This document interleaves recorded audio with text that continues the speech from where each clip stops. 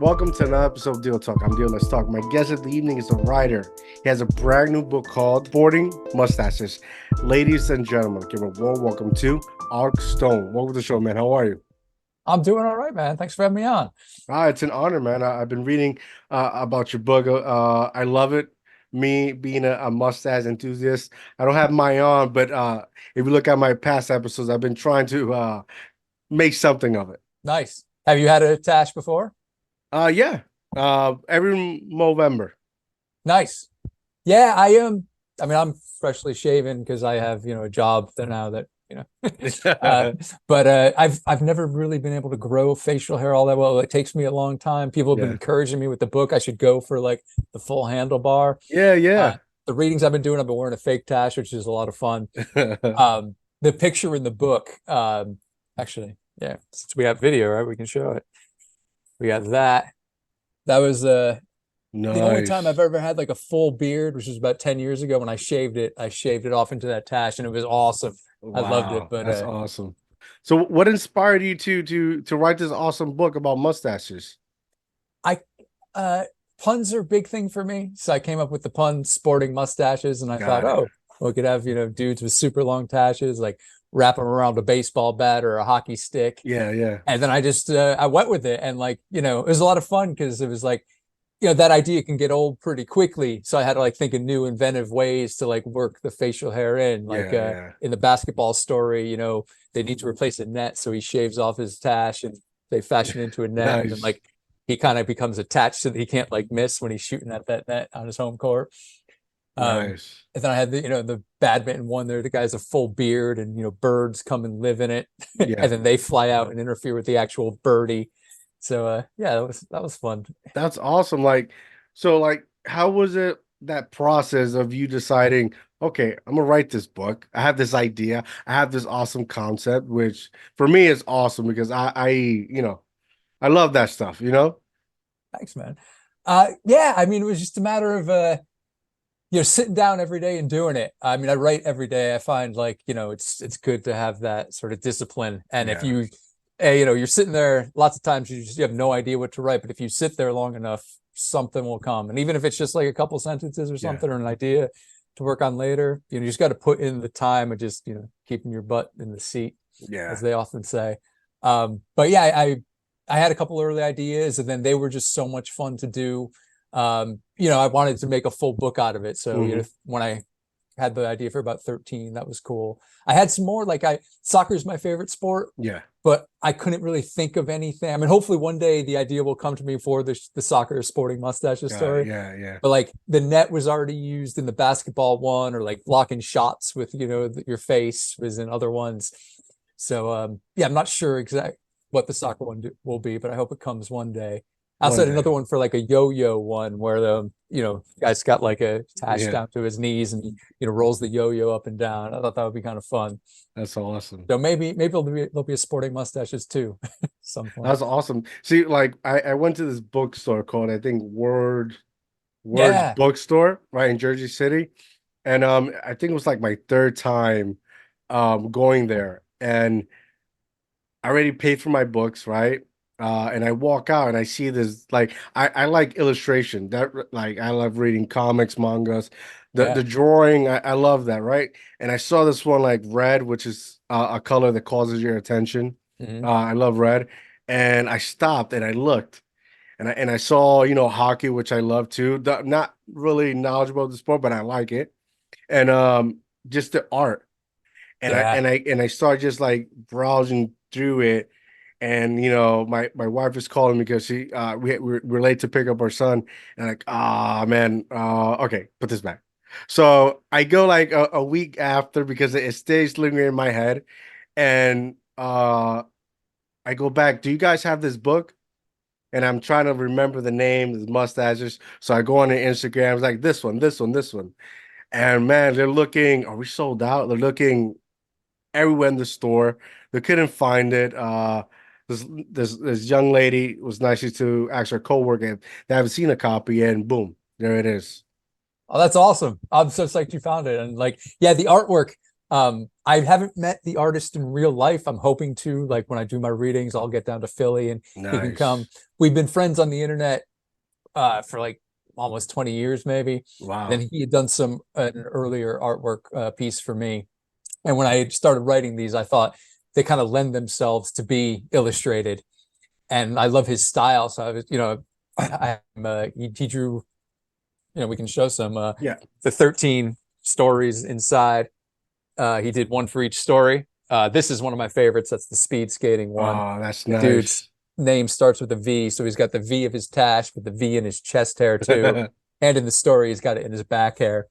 And then you know, uh, I didn't really have a lot of money for the cover, so we were just going to use one of the interior, with one of the ones for the stories. Mm, But when I mentioned that to Alan, he was like, "No, let me see what I could do." And like nice. within 24 hours, he came up with this awesome cover, which I am just thrilled. Like he's got everything. He's got chess, archery, hockey, golf, like everything, and that giant red tash.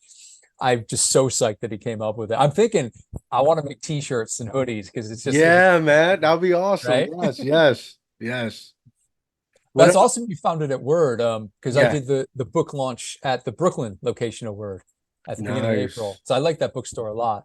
Yeah, I saw the flyers and I was like, maybe I could go see him. And when I look at the date, it had passed like And that day was that freaking monsoon. Like it was just torrential rain. Like I was driving oh, into New York City. I was like, is anybody going to show up? And like so many of my friends just canceled because it was pouring so mhm. hard. But like 5 people came and like we had a blast just, hanging out and talking. That's So awesome, man. hopefully I'll get back to New York and like we do a larger event. Yeah, yeah, most Yeah. definitely. Where are you located, if you don't mind me asking? I'm in Connecticut. Okay, got Um, it. So you're just yeah. like it's hours away. Yeah. It's like an hour and a half into the city. Nice. What inspired you to start writing in general? I I've always been a big reader. I love to read. I love audiobooks these days because I travel a lot. Yeah, I'm in the car a lot, but I've always, I love physical books because, the artwork is a big thing too. yeah, And when I got out of college, um, I had a job at a bank in the accounting department. And like right. I was just adding things up on the adding machine. And I just, I don't want to say boring, but I had my mind Not would like fulfilling. go to other places like while I Yeah. was just working with numbers and like I started writing all these ideas down like on the adding machine, paper, like a little ticker tape. And like I would collect them like at the end of the day and just like put them on my desk when I got home. And then I realized, I had like the beginnings of some stories there. And yeah, it kind of came out of that. And then like, I've always loved literature. So I've always wanted to write a book. Mhm. And it took me quite a while to actually put that into something. And then like I realized a while back that you really have to do it every day if you're gonna like Yeah. make it into something because it's an incredible amount of work, like much more than you think. Yeah, At yeah. least for me anyway, like to have it be what I want it to be. And I've written 4 books now. Um, I had written one. I started writing it in 2004 actually, and I revised it a couple times. I was a big James Bond fan. Nice. I love the books, love the movies, two completely different things. But my grandmother always bought me like those. She gave me actually her really cool like 60s paperbacks Yeah. when I was growing up. And I was drinking a lot in those days. I lived in London for about 3 months and I was reading the Nice. Bond books again. And I came home and I had this idea for James Vagabond of the British Drunken Secret Service. I was like, all right, I like That's this. awesome. Thank you. I was like, what can I do with this? Like, what's the most ridiculous thing I can do? And I was thinking of like, Doctor Who and like Bill and Ted's. I thought I could have him go back in time to try and stop prohibition from ever happening. Wow. And I wrote this like I had like just a burst of inspiration. Like every night after work, I would write for like 5 weeks and I knocked out a first draft. And then I tried to get it published, and everyone was like, this is too ridiculous of an idea. We're not going to touch this. So I revised it a couple times. I wrote it as a screenplay once, thinking it would be a cool movie. And then like uh, around 2012, it became easier for you to like put out your own Mhm. ebook and your Yeah. own, publish your own book. So I thought, all right, I'm going to revise it one more time. I'm going to make it like exactly what I want it to be. I don't care if I didn't even send it to any publishers at that point. I was like, it's going to be what I want, and I'm going to put it out myself, and that'll be great. And I did that, and it was a really cool experience. And then yeah, I got into journalism as well, like writing about music and comics. So I was writing a lot, from that point on. And then, you know, in the past 4 years, I've written 3 other books. So that's Nice. pretty cool. We'll name them. I'll name them. Let the Oh world yeah, all right. know. The Throw them one, out. Let me know. this one has a really cool cover as well. It's called The Ballad of Buttery Cake Ass. Uh, Nice. and my best friend and I, when we were in high school, we used to make up fake bands to ask for at record stores. And the funniest thing I've ever heard in my life was one day over winter break, we were at Cutler's Records and Tapes in New Haven, Connecticut. And I heard my best friend ask the clerk, "Do you have anything by Buttery Cake Ass?" And the guy, like, he was such a nice guy, like behind the counter, and he really wanted to help us. And, New Haven's like a cool town for music. And, there are plenty of bands with like long, strange names. So he says, "Is there any particular album you're looking for?" And I just said the first thing that popped in my head, which was Live in Hungary. And the guy gets even more confused and he goes, "Do you mean Live in Hungary?" And Brian and I just got really serious. We're like, "No, it's definitely Live in Hungary." And as that poor man just then walked away to like go check their stock in the back for this album that we had just made up, like trying to hold in that laughter Mhm. was like the most joyous feeling in my life. And like I've always tried to get back to that, like whenever I do writing Mhm. something funny, because it was just awesome. So I am a couple years ago, I came up with the title, "The Ballad of Buttery Cake Ass," and I thought this could be their story. Like Nice. in the book, two best friends go on a like years long quest to find this record that nobody's ever heard of. Man, that's awesome. That's a great story. Thanks, man. Yeah, it's a lot of fun. It made Vulture's best comedy books of the year last year, which I was really Nice. psyched about. And along the way in the story, the two guys meet like people who had known the band, and they kind of piece together their story. Hmm. And I mean, more so than writing, music has always been my thing. I've played in bands all my life. So I know what it's like to be in those Yeah. bands. We have like these big dreams, but like, the reality of it is that you're, driving, a couple hours to go play to maybe, 5 people, and just how, heartbreaking it can be. So, I mean, it is really funny, but I mean, a friend of mine's mom came to one of the readings last year and she was like, "Their story is heartbreaking." I was like, "Yeah, I know. It's also, really funny." That's awesome. Like I see like just hearing that one, right? And checking out this one. Like, have you ever thought of like making an adult animated cartoon? Which I think it will be very good, if not Yeah, great, man. That would be awesome. I would love that. I think I have like thought of that briefly before. I don't know how I would do it, but like to make it happen would be really awesome. Um, I have written a couple of comics in my life. I've still, not published, but I mean, I love, animation and, comics, and I Yeah. know some great artists. It's just, a heck of a lot of work, but that would be a really cool thing to Yeah, I mean, do. to start a GoFundMe, just make it happen because I feel like there's a nowadays there's a demographic for that. Like I love watching adult cartoons, right? Like I don't know if it's the generation growing up in the 90s or something like that, but I enjoy those things. And I think there's a great demographic um with great, like your book, great writing that just, it's like watching Friends after a long day. It could be something like that. Yeah. Yeah. I mean, that would be awesome. Yeah. What else have you written? Do you have Uh, anything else to show? yeah, this was it's called Nick Cave's Bar. You a Nick Cave fan, the singer? It's Uh, one of yeah, Never heard of it. I'm sorry. he's an Australian singer. I mean, I love him.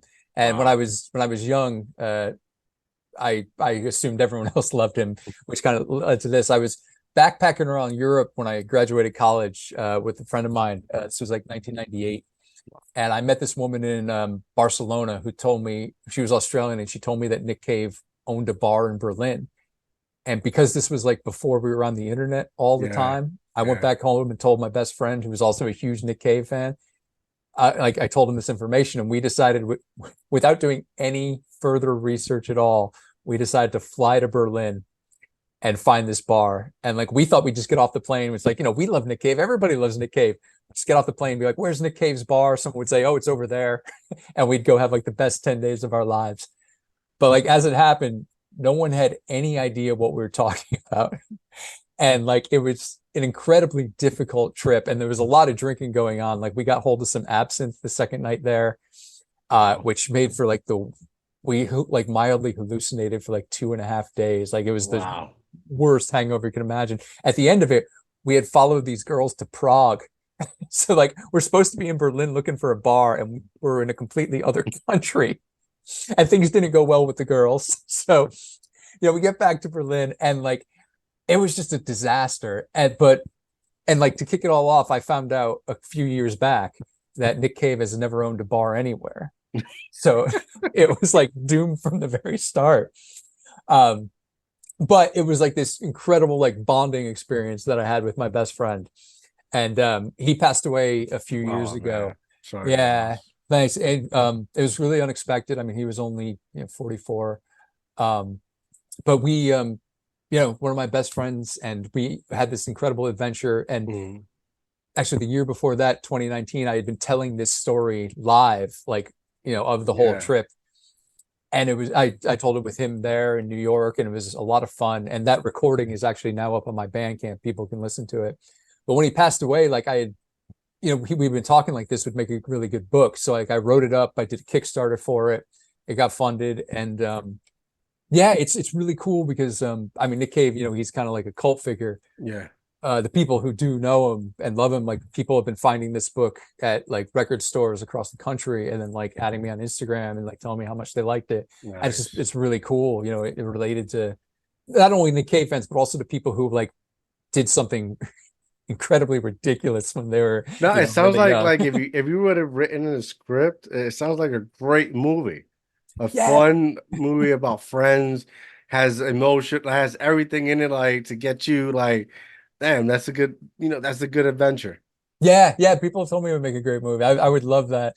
Because yeah, I mean, lots of people, friends told me too that like, if this had been me, I probably never would have spoken to that person again. Like, because it was just we were getting on each other's nerves the whole Yeah, trip. As yeah. you do when you're stuck in a foreign country where not many people speak English, and like we couldn't communicate what we were trying to do.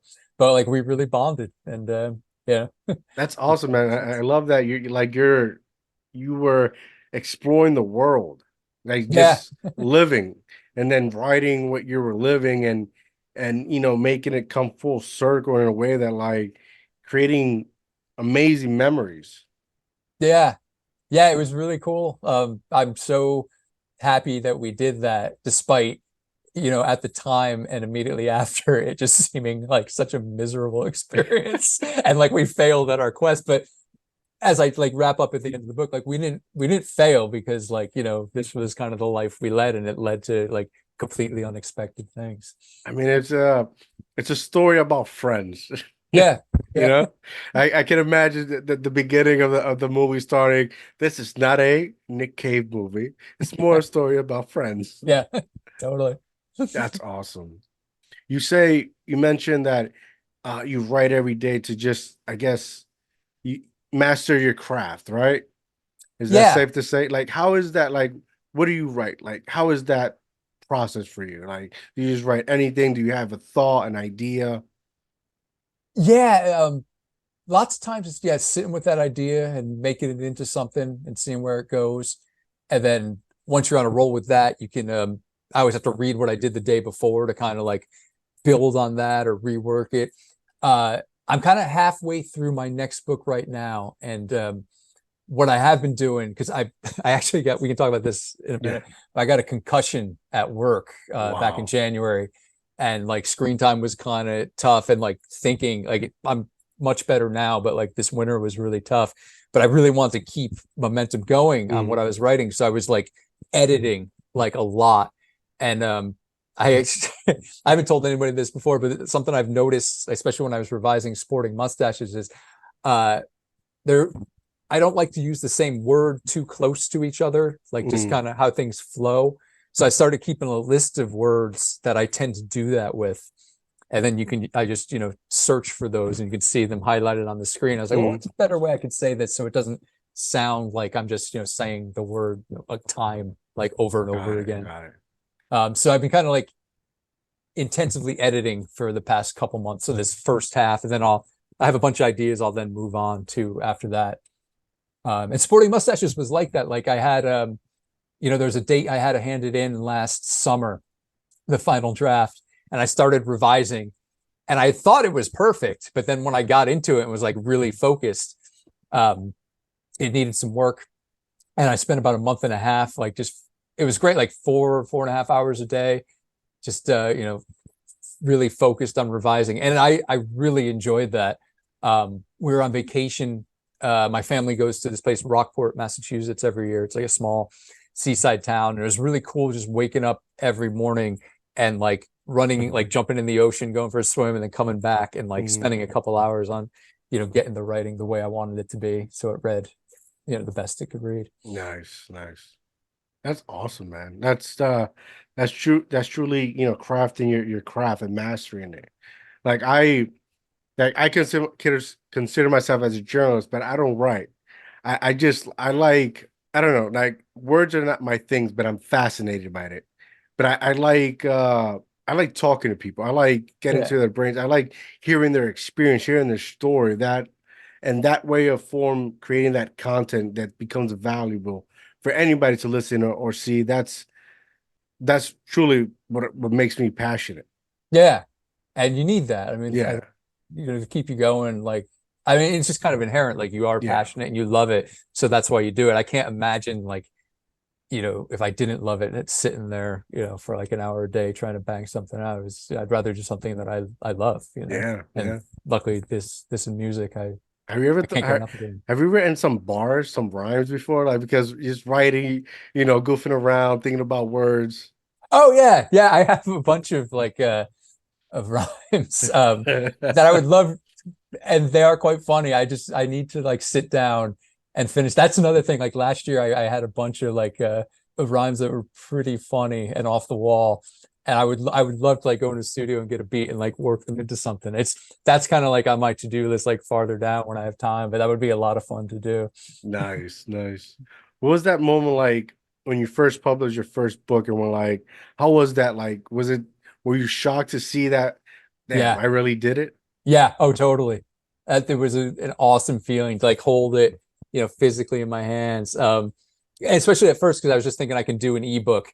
And then Hmm. when I realized I could make it into a physical thing, I really wanted that because I've always loved, the artwork of things like books and, Yeah. vinyl, especially that 12-inch cover.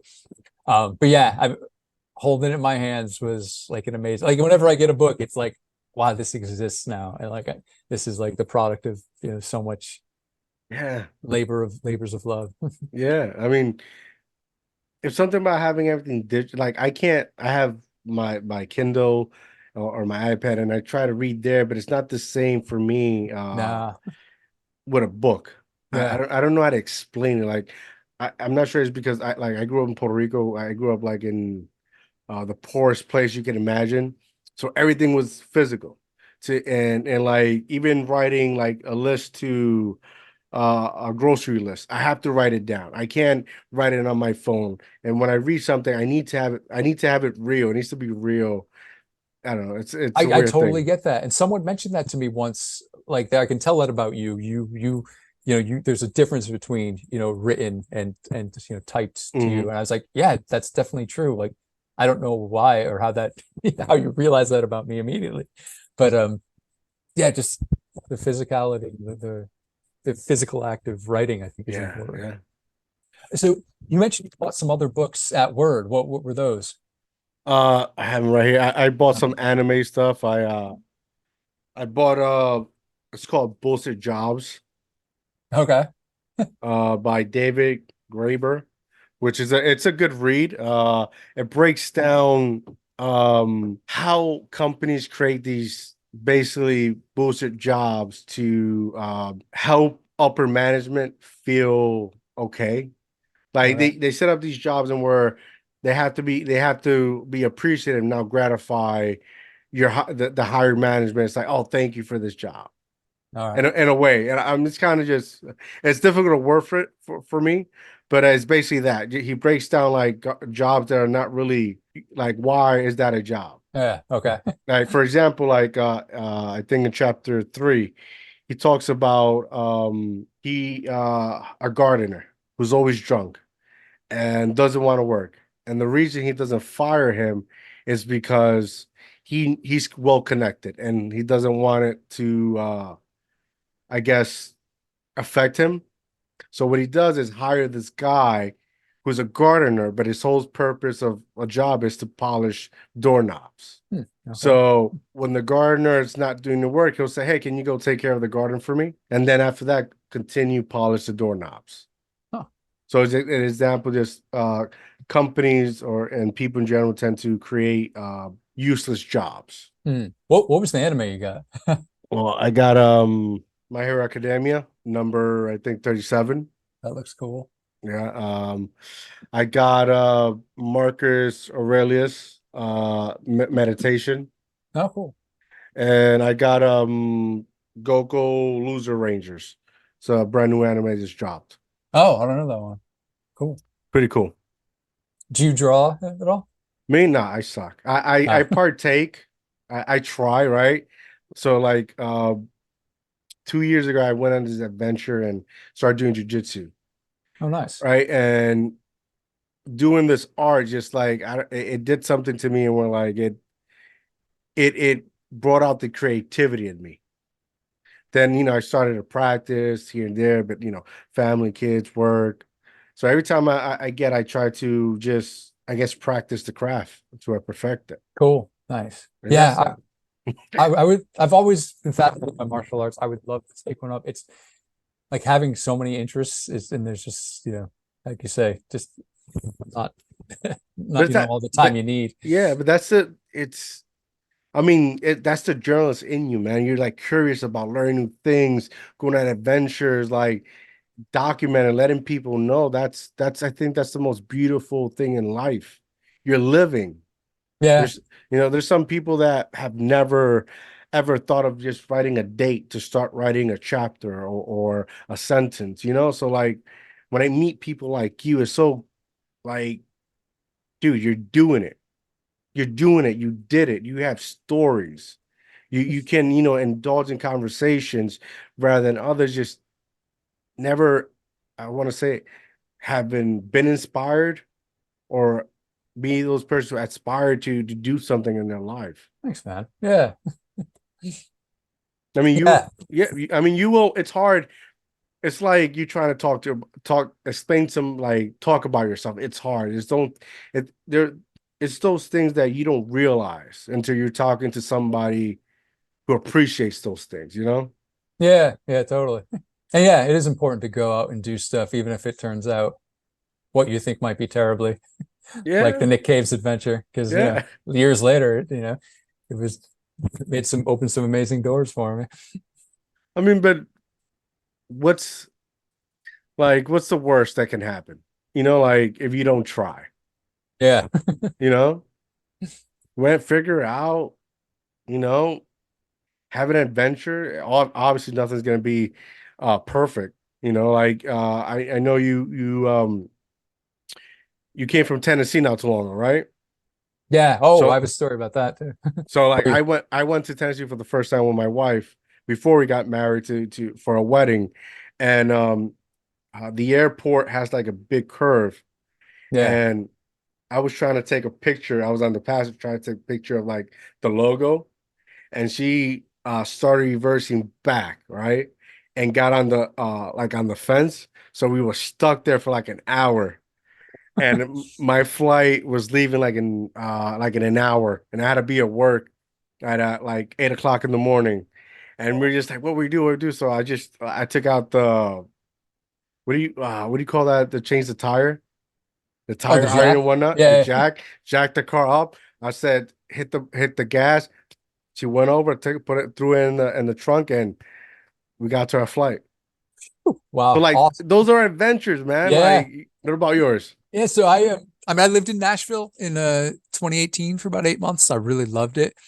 And actually, uh, a drummer from a band in Nashville found the Nick Cave's bar book at a record store there and added me on Instagram. We became Nice. friends, and their band came up to Pete's Candy Store in Brooklyn and did a gig. And they had me open for them. I did a reading for Ballad of Buttery Cake Ass, and then I joined them to sing a song at Nice. the end, and it was super fun. And we were like, we should do this again.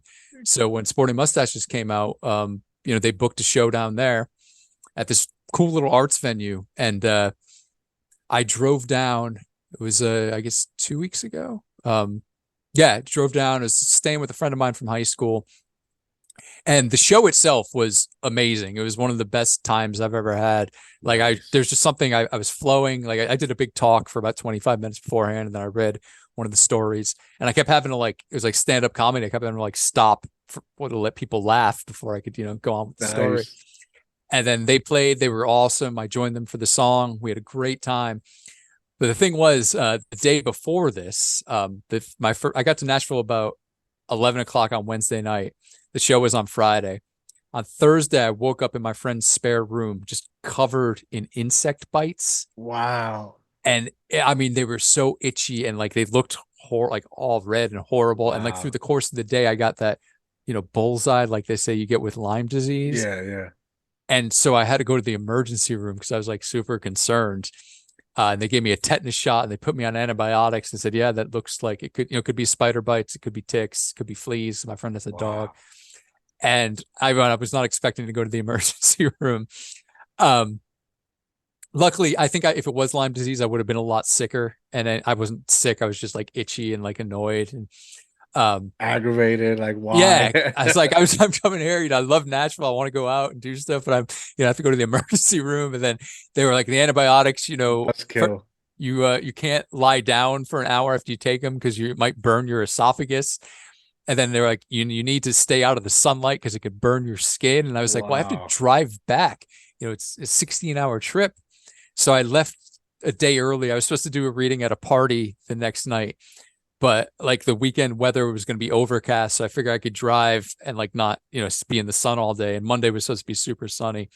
So I left early. I was vampire style. I had a hoodie on, my sunglasses, gloves on, and sunblock on my face. And I made it through without getting burnt. But it was, Wow. that was a crazy, unexpected adventure. It was all, it was totally worth it because the show was great. And, people came and bought the books and loved it. But, Man, wasn't that's expecting me covered that's in bites. that sucked, man. Um, how was it like? How was your family like when you first published your first book? Like, how was that experience? uh, I think it took a while for my family to It's like, yeah, appreciate it. It's like I'm a published author now. Yeah.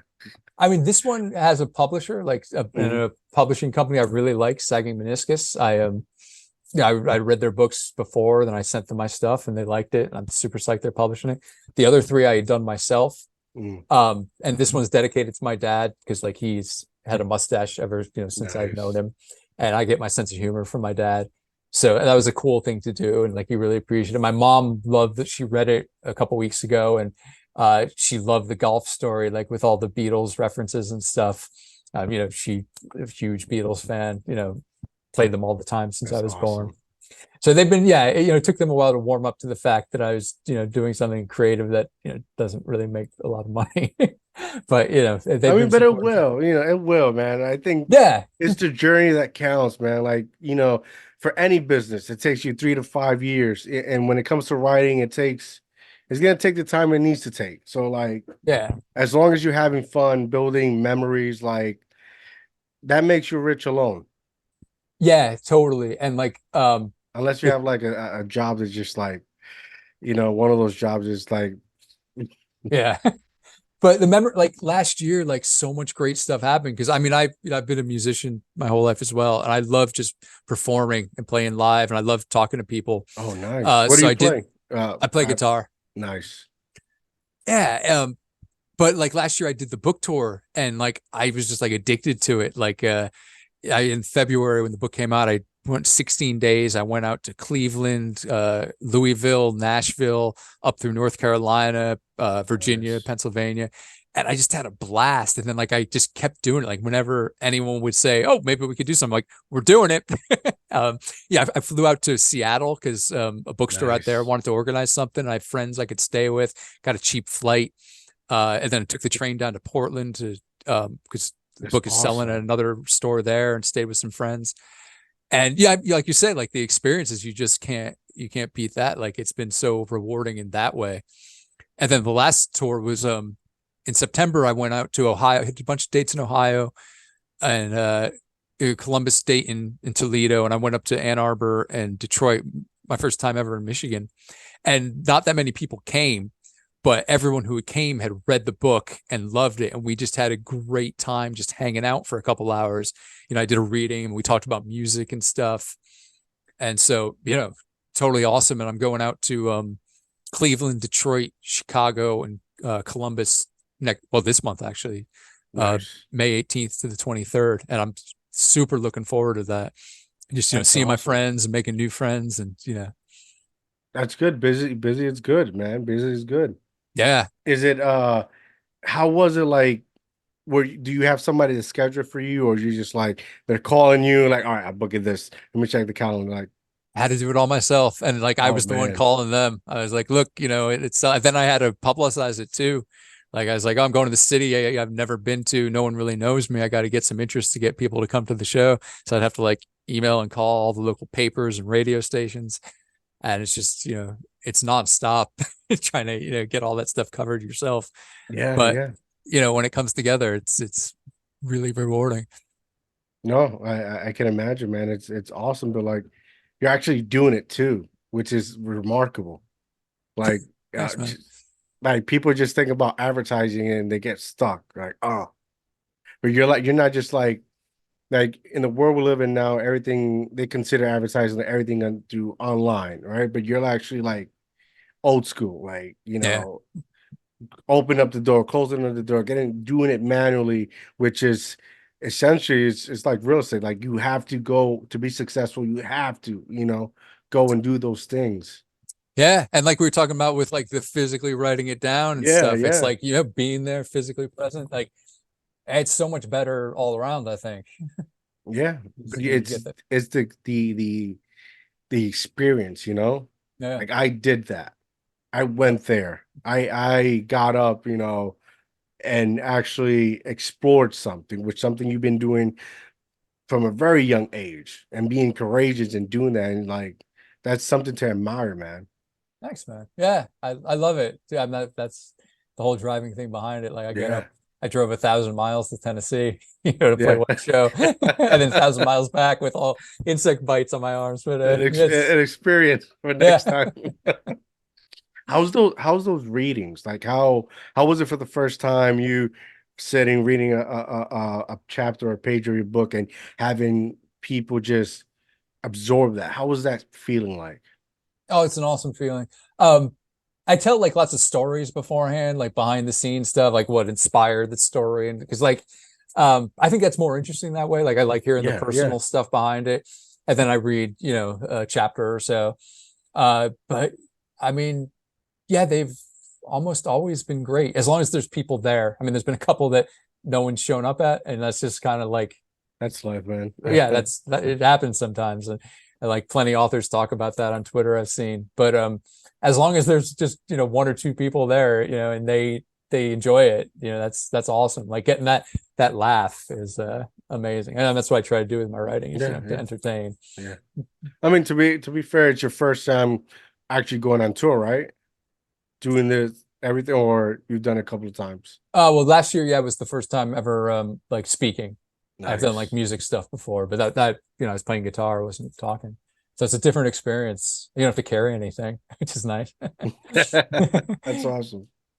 So what's next for you? What do you have anything in development, or are you still working out some other books, or Yeah, you're focused on this one for now?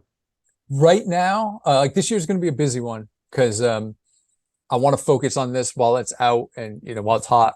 Like doing these readings in May, I really want to get to Los Angeles. Like Chicago and Los Angeles were the two places I didn't get to, and Austin actually, um, last year. So I want to hit them this year. I'm going to Chicago this month. Fingers crossed, LA will come up sometime this summer. Nice. Trying like I had such a good time in Nashville. I'm trying to book like I want to come to New York again. I got to set that up.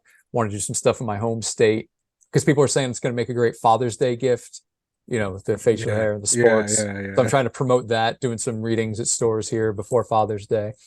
So like I think up until about the end of June, I'm going to be busy with the book, and then I during the pandemic, I wrote a bunch of songs with my friend Sean Drinkwater, who's in a band called Freeze Pop. We used to be in a band together like 20 years ago. That's cool. And over the pandemic, we started sending each other files, and we've written about 35 songs. And then in 2022, I would drive up to Boston on my day off, and we would just record. I did it like almost every week. Um, and I love the songs. We played a show last year of that old band, but we played one of the new songs and went over really well. So we were kind of whittling it down to like 11 or 12 to make an album, and maybe like a single as well. Like maybe put a single out in like September-ish and an album later in the year. So like when the books, I'm gonna have to like pull back stuff on the book, and then the second half of the year like push music, because I love that stuff and I really want people to hear it.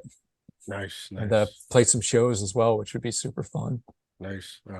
Last question. Last question before we go is there anything that you're like looking forward besides attending these book readings, like something that really like you want to do? That I want to do. Like I said, I really want to get to Los Angeles. I used to live there in 2017. It's just really expensive, so I Yeah. left. But I would love to see my friends there again, and like I've made a bunch of new friends, online, like through the books. I'd love to meet them in person. I'd love to get to LA, and I would love to get back to London. I lived in England for about 10 years, and I have a lot of Oh, friends over wow. there who I hadn't seen them in about 6 years. I went to visit for a week last fall, and it was just great being back. And now that the new book's out, I'd love to do some readings over there, because that would be a whole different experience as well. So I guess like I am very focused on stuff with the book right now. Yeah. So That's awesome, man. That's awesome. Best of luck to you, man, and keep grinding, keep doing it, keep exceeding, because essentially that's what you're doing. thanks, man. And yeah, it's been a great conversation. Thanks for having me on. It's It's, awesome you it's an found the honor, book and man. reached out. It's an honor. Before we go, please tell the people where they can find the book, find you on social media, website. Oh Let them yes. know. So my website is Augstone. That's AUGSTONE, augstone.com. I have a Bandcamp, augstone.bandcamp.com. All the books are for sale on there. I'll sign them. I don't believe in charging for signatures, so it's regular price on there. Yes, But mine is signed. excellent. Mine is signed. So, and you can also you can get them anywhere online, but I appreciate people supporting local bookstores. And And see it? There awesome. you go. Excellent. So yeah, it's if your local indie bookstore doesn't have it, they can order it from anywhere. It's got a national distributor. Yeah, I'm on Twitter, I'm Augstone, and on Instagram, I'm AugXstone. I had to put that X in there because someone had Augstone, but they don't use their account, which is annoying. But yeah, I'd appreciate anyone wants to check out the books and whatever else I'm doing. Well, boom, there you have it, ladies and gentlemen. Go support him. Go purchase his book. Go check him out if he's near your area. Go show him some love. Go buy the book. Make sure you follow me at Instagram, Mr.Inspire10. I'm on YouTube. Like and subscribe to our YouTube channel, DIOTALK TV. I'm on Facebook, uploading all episodes on Facebook. That's Mark King Diaz. I'm out, guys. Have a good night.